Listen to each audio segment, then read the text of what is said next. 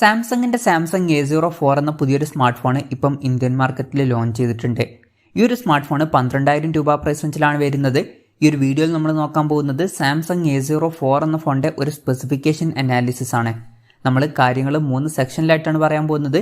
ഒന്നാമത്തെ ഒരു സെക്ഷനിൽ ഈ ഒരു പ്രൈസ് റേഞ്ചിൽ എടുത്തു പറയേണ്ട ഫീച്ചേഴ്സിനെ കുറിച്ചിട്ടാണ് പറയുന്നത്. രണ്ടാമത്തെ ഒരു സെക്ഷനിൽ ഈ ഒരു പ്രൈസ് റേഞ്ചിൽ വലിയ തിരക്കേടില്ല എന്ന് തോന്നിയിട്ടുള്ള ഫീച്ചേഴ്സിനെ കുറിച്ചിട്ടാണ് പറയുന്നത്. പിന്നെ മൂന്നാമത്തെ ഒരു സെക്ഷനിൽ ഈ ഒരു പ്രൈസ് റേഞ്ചിൽ കുറച്ചൊക്കെ നിരാശപ്പെടുത്തി എന്ന് തോന്നിയിട്ടുള്ള ഫീച്ചേഴ്സിനെ കുറിച്ചിട്ടാണ് പറയുന്നത്. ആദ്യം നമ്മൾ എടുത്തു പറയേണ്ട ഫീച്ചേഴ്സിനെ പറ്റി പറയുകയാണെന്നുണ്ടെങ്കിൽ ഈ ഒരു ഫോണിൽ അങ്ങനെ എടുത്തു പറയേണ്ട ഫീച്ചേഴ്സ് ഉള്ളതായിട്ടൊന്നും എനിക്ക് തോന്നിയിട്ടില്ല. ഇനി വലിയ തരക്കേടില്ലാത്ത ഫീച്ചേഴ്സിനെ പറ്റി പറയുകയാണെന്നുണ്ടെങ്കിൽ ഈ ഫോണിൻ്റെ പിന്നിൽ ഡ്യുവൽ ക്യാമറ സെറ്റപ്പ് കൊടുത്തിട്ടുണ്ട്. 50 മെഗാ പിക്സലിൻ്റെ 1.8 അപ്പേഴ്സിൽ വരുന്ന മെയിൻ ക്യാമറ സെൻസറാണ് ഈ ഫോണിൽ വരുന്നത്. പിന്നെ 2 മെഗാ പിക്സലിൻ്റെ f2.4 അപ്പേഴ്സിൽ വരുന്ന ഡെപ്ത് സെൻസറും വരുന്നുണ്ട്. ഇതിൽ അൾട്രാ വൈഡ് ആംഗിൾ ലെൻസ് ഒന്നും കൊടുത്തിട്ടില്ല. എന്നാലും ഈ ഒരു പ്രൈസ് റേഞ്ചിൽ വലിയ തരക്കേടില്ല എന്ന് പറയാം, അത്രേ ഉള്ളൂ. എന്നാലും ബാക്ക് ക്യാമറ നമുക്ക് വേണമെന്നുണ്ടെങ്കിൽ തരക്കേടില്ലാത്ത ഫീച്ചേഴ്സിൻ്റെ ലിസ്റ്റിൽ ഉൾപ്പെടുത്താവുന്നതാണ്. പിന്നെ ബാറ്ററിയുടെ കാര്യത്തിൽ 5000 mAh ബാറ്ററി കൊടുത്തിട്ടുണ്ട്. അതുപോലെ തന്നെ ടൈപ്പ് സി ചാർജിംഗ് പോർട്ടും ഇതിൽ വരുന്നുണ്ട്. അത് വലിയ തരക്കേടില്ല എന്നൊക്കെ പറയാവുന്നതാണ്. പിന്നെ ഫോണിൻ്റെ വെയിറ്റ് വരുന്നത് ഏകദേശം 192 ഗ്രാമാണ്. തിക്നെസ് വരുന്നത് 9.1 mm ആണ്. പിന്നെ ഈ ഫോണിൻ്റെ ബ്ലാക്ക്, കോപ്പർ, ഗ്രീൻ എന്നിങ്ങനെ 3 കളർ വേരിയൻസ് ഇപ്പം ഇന്ത്യൻ മാർക്കറ്റിൽ ലോഞ്ച് ചെയ്തിട്ടുണ്ട്. പിന്നെ ഈ ഫോണിൻ്റെ ബേസ് വേരിയൻറ്റിൽ 4 GB റാമും 64 GB ഇൻറ്റേർണലുമാണ് വരുന്നത്. 4 GB റാമും 128 GB ഇൻറ്റേർണലുമായിട്ട് വരുന്ന ഒരു വെർഷനും വരുന്നുണ്ട്. അതുപോലെ തന്നെ റാം പ്ലസ് എന്നുള്ള ഫീച്ചർ ഇതിൽ വരുന്നുണ്ട്. അതായത് എക്സ്ട്രാ റാം വേണ്ട സമയത്ത് ഇൻറ്റേർണൽ മെമ്മറിയിൽ നിന്ന് കുറച്ച് മെമ്മറി എടുത്തിട്ട് അത് റാമായിട്ട് യൂസ് ചെയ്യും. അങ്ങനെ 4 GB റാം വരെ എക്സ്ട്രാ ലഭിക്കുന്നതായിരിക്കും. മെമ്മറി എക്സ്പാൻഡ് ചെയ്യണമെന്നുണ്ടെങ്കിൽ മെമ്മറി കാർഡ് സ്ലോട്ട് കൊടുത്തിട്ടുണ്ട്. 1 TB വരെ മെമ്മറി എക്സ്പാൻഡ് ചെയ്യാവുന്നതാണ്. പിന്നെ ഡോൾബി അറ്റ്മോസിൻ്റെ സൗണ്ട് സപ്പോർട്ട് ചെയ്യുന്നുണ്ട്. 3.5 mm ഓഡിയോ ജാക്ക് ഈ ഫോണിൽ കൊടുത്തിട്ടുണ്ട്. അതുപോലെ തന്നെ ആൻഡ്രോയിഡ് 12 ബേസ് ആയിട്ടുള്ള 1 UI സോഫ്റ്റ്വെയർ ആണ് ഈ ഫോണിൽ വരുന്നത്. ഈ ഫീച്ചേഴ്സൊക്കെ നമുക്ക് തരക്കേടില്ലാത്ത ഫീച്ചേഴ്സ് എന്ന ലിസ്റ്റിൽ ഉൾപ്പെടുത്താവുന്നതാണ്.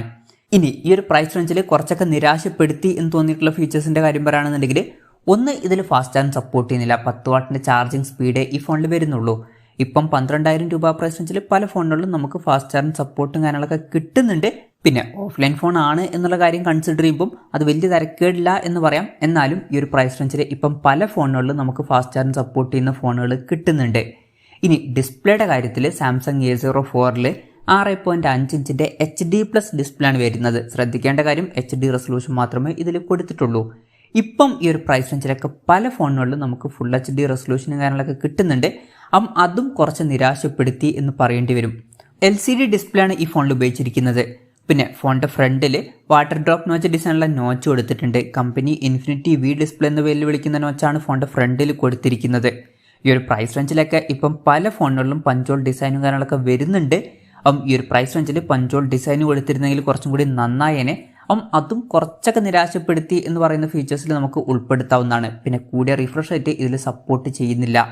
60 Hz റിഫ്രഷ് റേറ്റ് ഇതിൽ വരുന്നുള്ളൂ. ഈ ഒരു പ്രൈസ് റേഞ്ചിലൊക്കെ ഇപ്പം പല ഫോണുകളിലും നമുക്ക് കൂടിയ റിഫ്രഷ് റേറ്റും കാര്യങ്ങളൊക്കെ കിട്ടുന്നുണ്ട്. അപ്പോൾ ഡിസ്പ്ലേ ഫീച്ചേഴ്സ് മൊത്തത്തിൽ നോക്കുകയാണെന്നുണ്ടെങ്കിൽ ബേസിക് ആയിട്ടുള്ള ഡിസ്പ്ലേ ഫീച്ചേഴ്സ് മാത്രമേ ഈ ഫോണിൽ വരുന്നുള്ളൂ. പക്ഷേ വില 12,000 രൂപ പ്രൈസ് റേഞ്ചിലാണ് വരുന്നത്. ആ ഒരു പ്രൈസ് റേഞ്ചിൽ കുറച്ചും കൂടി ബെറ്റർ ആയിട്ടുള്ള ഡിസ്പ്ലേ ഫീച്ചേഴ്സും കാര്യങ്ങളൊക്കെ അവർക്ക് കൊടുക്കായിരുന്നു. ഇനി ഒരു ഓഫ്ലൈൻ ഫോൺ ആണ് എന്നുള്ള കാര്യം കൺസിഡർ ചെയ്താലും അറ്റ്ലീസ്റ്റ് ഫുൾ HD റെസൊല്യൂഷനും അതിൻ്റെ കൂടെ കൂടിയ റിഫ്രഷ് റേറ്റോ അല്ലെങ്കിൽ പഞ്ചോൾ ഡിസൈനോ ഏതെങ്കിലുമൊക്കെ ഒന്നെങ്കിലും കൊടുക്കായിരുന്നു. അപ്പോൾ ഡിസ്പ്ലേ ഫീച്ചേഴ്സ് കുറച്ചൊക്കെ നിരാശപ്പെടുത്തി എന്ന് പറയേണ്ടി വരും. പിന്നെ എടുത്തു പറയേണ്ട മറ്റൊരു കാര്യം എന്ന് പറയുന്നത് ഈ ഫോണിൽ ഫിംഗർ പ്രിൻറ്റ് സെൻസർ വരുന്നില്ല. 12,000 രൂപ പ്രൈസ് റേഞ്ചിലൊക്കെ നമ്മൾ മിനിമം എക്സ്പെക്ട് ചെയ്യുന്ന ഒരു കാര്യമാണ് ഫിംഗർ പ്രിൻറ്റ് സെൻസർ. എന്നാൽ അതിവിടെ മിസ്സിംഗ് ആണ്. അതും എടുത്തു പറയേണ്ട ഒരു നെഗറ്റീവായിട്ട് വരും. ഇനി പ്രോസസ്സറിൻ്റെ കാര്യം പറയുകയാണെങ്കിൽ mediatekൻ്റെ helio P35 എന്നുള്ള പ്രോസസ്സറാണ് ഈ സ്മാർട്ട് ഫോണിൽ വരുന്നത്. ഇത് ഈ ഒരു പ്രൈസ് റേഞ്ചിൽ അത്ര ബെസ്റ്റ് ആയിട്ടുള്ള പ്രോസസ്സറാണ് എന്നൊന്നും പറയാൻ പറ്റില്ല. ഈ ഒരു പ്രൈസ് റേഞ്ചിലൊക്കെ അവർക്ക് കുറച്ചും കൂടി ബെറ്റർ ആയിട്ടുള്ള പ്രോസസ്സറും കാര്യങ്ങളൊക്കെ കൊടുക്കായിരുന്നു. പിന്നെ പറയേണ്ട ഒരു കാര്യം എന്താ വെച്ചാൽ ഈ ഒരു പ്രോസസ്സർ കുറച്ച് പഴയ പ്രോസസ്സറാണ്. ഇപ്പം വരുന്ന ഒരു സ്മാർട്ട് ഫോണിലൊക്കെ കുറച്ചും കൂടി പുതിയൊരു പ്രോസസ്സറും കാര്യങ്ങളൊക്കെ അവർക്ക് ഉപയോഗിക്കായിരുന്നു. പ്രോസസ്സറിൻ്റെ കാര്യവും നമുക്ക് കുറച്ചൊക്കെ നിരാശപ്പെടുത്തി എന്നുള്ള ലിസ്റ്റിൽ ഉൾപ്പെടുത്താവുന്നതാണ്. പിന്നെ ഇതിൽ 5G സപ്പോർട്ട് ഇല്ല, മാക്സിമം 4G സപ്പോർട്ടാണ് വരുന്നത്. പക്ഷേ അത് നമ്മൾ ഒരു നെഗറ്റീവായിട്ട് പറയുന്നില്ല. പിന്നെ സെൽഫി ക്യാമറയുടെ കാര്യത്തിൽ ഈ ഫോണിൽ 5 മെഗാ പിക്സലിൻ്റെ f2.2 അപ്പേഴ്സിൽ വരുന്ന സെൽഫി ക്യാമറ ആണ് വരുന്നത്. സെൽഫി ക്യാമറയുടെ കാര്യത്തിൽ കുറച്ചും കൂടി ബെറ്റർ ആയിട്ടുള്ള ഒരു റെസൊല്യൂഷനെ കൊടുക്കായിരുന്നു. ഈ ഒരു പ്രൈസ് റേഞ്ചിൽ 8 മെഗാ പിക്സലിൻ്റെ സെൽഫി ക്യാമറയെങ്കിലും കൊടുക്കായിരുന്നു. പിന്നെ ക്യാമറയുടെ കാര്യത്തിൽ നമ്മൾ ഓൺ പേപ്പർ ക്യാമറ സ്പെസിഫിക്കേഷനെ പറ്റിയിട്ടാണ് പറയുന്നത്. നമ്മൾ ക്യാമറ ടെസ്റ്റിങ്ങും കാര്യങ്ങളൊന്നും ചെയ്തിട്ടില്ല. എന്തായാലും ഫ്രണ്ടിൽ കുറച്ചും കൂടി ബെറ്റർ ആയിട്ടുള്ള റെസൊല്യൂഷൻ കൊടുക്കായിരുന്നു എന്നാണ് എനിക്ക് തോന്നിയിട്ടുള്ളത്. അപ്പം ഇതൊക്കെയാണ് ഫീച്ചേഴ്സിനെ പറ്റി പറയാനുള്ള കാര്യങ്ങൾ. ഇനി വിലയുടെ കാര്യം പറയുകയാണെങ്കിൽ ഈ ഫോണിൻ്റെ 4GB റാം 64GB ഇന്റേണൽ വെർഷൻ്റെ വില വരുന്നത് 11,999 രൂപയാണ്. അതുപോലെ തന്നെ 4GB റാം 128GB ഇന്റേണൽ വെർഷൻ്റെ വില വരുന്നത് 12,999 രൂപയാണ്.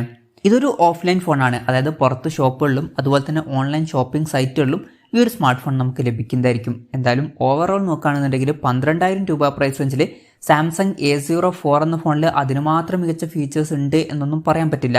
ഈ ഒരു പ്രൈസ് റേഞ്ചിലൊക്കെ ഇപ്പം ഇതിനേക്കാൾ ബെറ്റർ ആയിട്ടുള്ള ഫീച്ചേഴ്സുമായിട്ട് വരുന്ന ഫോണുകളൊക്കെ വരുന്നുണ്ട്. എന്തായാലും ഈ ഒരു പ്രൈസ് റേഞ്ചിൽ ഈ ഫോൺ അത്ര മികച്ചൊരു ഫോണായിട്ട് എനിക്ക് തോന്നിയിട്ടില്ല.